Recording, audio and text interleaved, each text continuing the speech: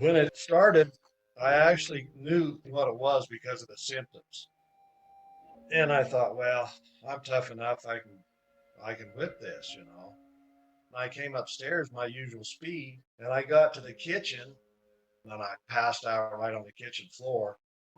Right away, they admitted me into the hospital, and that's when I realized that this is pretty serious. His oxygen levels had dropped far enough that he had actually passed out. And I just kind of figured once he got into the hospital, he would be in there for a couple days on oxygen and be right out because he's really healthy. It was pretty frightening. I wasn't as sick as he was. I mean, he went rapidly downhill. My dad just started nosediving. He went from the nasal cannula oxygen to high flow oxygen and onto the BiPAP machine just 3 days after getting admitted. The doctor was pretty confident that my dad was not going to survive. I had an idea that, there was a chance that my dad was going to go on a ventilator that night, and I knew that people aren't being saved going on the ventilator. I called the doctor like at 9:30 at night, and it was at that time that I asked him about ivermectin for the first time. Me and two of my siblings and one of my cousins had seen Dr. Corey in Senate hearings and seen some videos and stuff, so we didn't know as much as I wish that we would have.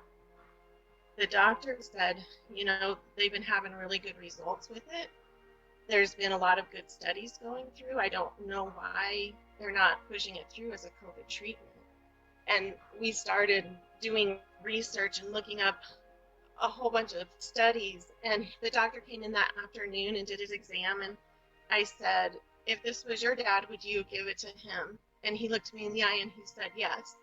He said, your dad's going to die, and you need to do everything you can to save him. As soon as I got the ivermectin, I just started turning around.